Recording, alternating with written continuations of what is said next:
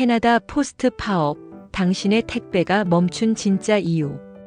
안녕하세요. 캐나다 투데이입니다. 오늘은 최근 캐나다 전역을 뜨겁게 달구고 있는 캐나다 포스트 파업 사태를 심층적으로 다뤄보겠습니다. 여러분도 최근 우편이나 택배가 늦게 도착한 경험 있으실 텐데요. 이번 파업은 단순한 노동 문제를 넘어 캐나다 우편 서비스의 미래와 직결된 문제라는 점에서 큰 관심을 받고 있습니다. 1. 캐나다 포스트의 현재 상황.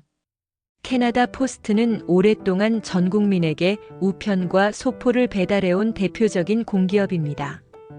특히 도어, 투 도어 즉 문 앞 배달 서비스는 캐나다의 넓은 영토와 혹독한 기후 속에서 단순한 편의를 넘어 공동체 유대감과 접근성을 보장하는 상징적인 공공 서비스로 자리 잡아왔죠.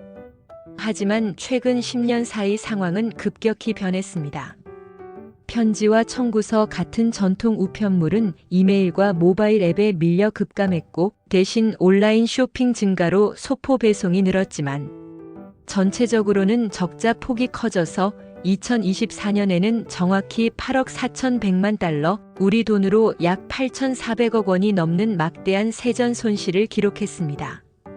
이런 재정난 때문에 정부는 결국 구조조정이라는 칼을 꺼낼 수밖에 없었고, 이것이 이번 사태의 출발점이 됩니다. 정부의 구조조정 계획. 정부는 캐나다 포스트의 적자를 줄이기 위해 몇 가지 대책을 내놨습니다. 첫째, 문 앞 배달을 단계적으로 폐지하고 커뮤니티 메일박스 방식으로 전환하겠다는 것. 둘째, 수익성이 낮은 일부 우체국을 폐쇄하고 직원을 감축하는 것. 그리고 셋째, 디지털 전환을 확대하고 일부 서비스를 축소하는 것입니다. 정부의 입장은 명확합니다. 이대로 가면 지속 가능하지 않다. 구조 조정 없이는 포스트 서비스 자체가 유지될 수 없다. 하지만 국민들의 반발은 만만치 않습니다. 3. 노조의 반발과 파업. 캐나다 포스트 노동조합, 즉 CUPW는 정부 방안에 강하게 반발하고 있습니다.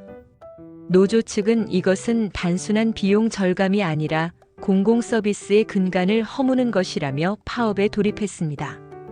특히 노인, 장애인, 그리고 외딴 농촌 지역 주민들은 혹독한 겨울 날씨에 커뮤니티 메일박스까지 가야 하는 큰 불편을 겪을 수밖에 없습니다. 실제로 파업이 시작된 이후 일부 지역에서는 우편물 지연과 택배 적체 현상이 나타나고 있습니다. 추수감사절과 연말 쇼핑 시즌 같은 배송 성수기를 앞두고 있어 국민들의 불만은 더 커질 가능성이 높습니다. 4. 국민 생활과 경제적 파장. 이 파업은 단순히 우편만 늦어지는 문제가 아닙니다. 온라인 판매에 의존하는 소상공인들은 상품을 제때 보내지 못해 큰 타격을 입고 있고, 세금 고지서 같은 정부 문서가 늦어지면서 행정 혼란도 우려됩니다. 심지어 페덱스나 UPS 같은 민간 택배사로 수요가 몰리면서 배송료가 오르는 현상까지 나타나고 있습니다. 즉, 이번 파업은 단순한 노사 갈등이 아니라 캐나다 전체 생활 경제에 직접적인 충격을 주고 있는 겁니다. 캐나다 투데이 꿀팁 파업 생존 가이드. 이번 파업 가장 답답한 건 바로 우리 시청자분들일 겁니다. 그래서 내 택배는 대체 어디 있는 건데? 당장 보내야 할 서류는 어떡하지? 이 질문에 대한 명쾌한 답을 지금부터 드리겠습니다. 첫째, 이미 보낸 내 소포나 편지는 어디에 있을까요? 만약 배송 조회를 했을 때 인트랜짓에서 며칠째 멈춰 있다면 안타깝게도 해당 지역의 대형 물류센터에 묶여 있을 가능성이 큽니다. 이곳은 파업의 핵심 거점이라 파업이 끝나기 전까지는 사실상 배송이 재개되기 어렵습니다. 특히 중요한 정부 우편물, 예를 들어 연금이나 아동수당 체크, 세금 관련 서류를 기다리신다면 무작정 기다리지 마시고 지금 바로 CRA 마이 어카운트나 서비스 캐나다 웹사이트에 접속해서 다이렉트 디파짓, 즉 계좌이체를 신청해 두시는 게 가장 안전합니다. 처방약을 우편으로 받고 계셨다면 즉시 해당 약국에 전화해서 민간 택배사로 변경하거나 직접 픽업할 수 있는지 문의하셔야 합니다. 둘째, 급한 물건을 보내야 할 때 대안은 무엇일까요? 현재로서는 페덱스, UPS 같은 민간 택배사나 캐나다 포스트 자회사지만 파업에선 제외된 푸유럴레이터 유일한 대안입니다. 하지만 비용 차이가 상당한데요. 토론토에서 밴쿠버로 작은 소포 하나를 보낼 때 캐나다 포스트의 일반 소포가 약 $22였다면 지금 민간 업체들은 평균 $40에서 $55 이상을 예상하셔야 합니다. 거의 2배 이상 비싼 셈이죠. 이런 민간 택배사는 더 UPS 스토어나 페덱스 쉽센터 같은 전문 지점은 물론 스테이플스 같은 오피스 용품점, 내 택배 카운터에서도 접수할 수 있으니 가까운 곳을 확인해 보세요. 온라인 비즈니스를 하시는 소상공인이라면 고객에게 현재 상황을 투명하게 알리고 추가 비용을 지불하더라도 민간 택배사를 이용할 것인지 선택권을 주는 것이 고객 불만을 최소화하는 방법입니다. 마지막으로 지금 당장 해둬야 할 예방 팁입니다. 이번 기회에 전기, 가스, 통신비, 신용카드 등 모든 청구서를 이빌링, 즉 전자청구서로 바꿔두세요. 연체료 폭탄을 피하는 가장 확실한 방법입니다. 지금까지 여러분이 꼭 아셔야 할 파업 대처법을 정리해드렸습니다. 이렇게 개인의 불편함이 쌓이면서 이번 사태는 더 큰 정치적 문제로 번지고 있습니다. 5. 정치적 파장. 이번 사태는 정치권에서도 뜨거운 논란이 되고 있습니다. 정부는 지속 가능한 개혁을 위한 불가피한 조치라며 구조조정을 밀어붙이고 있고 야당과 시민단체는 국민을 볼모로 한 잘못된 정책이라며 강하게 반발하고 있습니다. 특히 농촌과 소도시 그리고 노인 유권자들의 불만이 커지고 있어 내년 총선에서 핵심 쟁점으로 떠오를 가능성이 높습니다.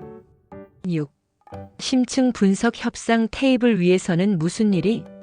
겉으로 보기에는 양측의 입장이 평행선을 달리는 것처럼 보이지만 실제 협상 테이블 위에서는 어떤 절충안이 오가고 있을까요? 저희 캐나다 투데이가 그 간극을 자세히 들여다봤습니다. 먼저 가장 현실적인 임금 인상 문제부터 보겠습니다.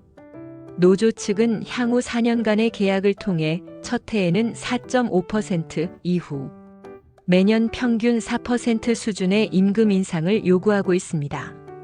최근의 높은 물가 상승률을 따라잡기 위한 최소한의 요구라는 주장입니다. 하지만 사측은 8억 4,100만 달러라는 막대한 재정 적자를 이유로 향후 4년간 매년 2%에서 2.25% 수준의 인상안을 제시하며 팽팽히 맞서고 있습니다. 첫 해 요구안만 봐도 양측의 차이가 무려 2.5%포인트나 나는 겁니다. 가장 큰 쟁점인 문합 배달 문제에 대해서는 노조가 사회적 약자 가구나 일부 농촌 지역만이라도 유지하자고 한 발 물러섰지만 사측은 대도시를 제외한 지역부터 단계적으로 전환해야 한다는 입장을 고수하고 있습니다. 고용 안정 문제 역시 노조는 향후 5년간 강제 해고는 없어야 한다고 주장하는 반면 사측은 희망퇴직을 확대하되 강제 해고는 최소화하겠다는 원론적인 입장을 보이고 있습니다.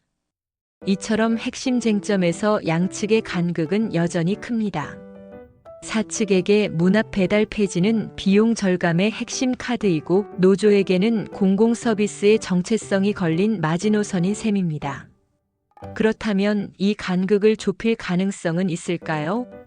전문가들은 노인, 장애인 가구에 대한 서비스는 유지하되 나머지는 전환하는 하이브리드 모델이나 정부가 고용을 보장하는 대신 노조가 드론 배송 같은 미래 사업 전환에 협력하는 방식의 창의적인 타협안이 나올 수 있다고 분석합니다. 결국 파업이 길어져 경제적 피해가 눈덩이처럼 불어날 경우 양측 모두 정치적 부담을 안고 극적인 타협에 나설 가능성은 여전히 열려 있습니다. 7. 향후 전망과 전문가 분석. 앞으로 어떻게 될까요? 단기적으로는 정부와 노조의 협상이 쉽게 타결되기 어렵다는 전망이 많습니다. 중기적으로는 방금 분석해드린 것처럼 부분적인 보조금 지원과 디지털 전환 투자를 병행하는 절충안을 찾을 수 있다는 분석도 나옵니다. 그리고 장기적으로는 캐나다 포스트의 민영화 논쟁이 다시 불붙을 가능성이 큽니다. 전문가들은 단순히 비용 문제로만 볼 것이 아니라 디지털 시대에 맞는 새로운 공공 서비스 모델을 만들어야 한다고 조언합니다. 정리하자면 이번 캐나다 포스트 파업은 단순한 임금 협상이 아니라 캐나다 공공 서비스의 방향을 결정짓는 중요한 분수령이 될 수 있습니다. 여러분은 어떻게 생각하시나요?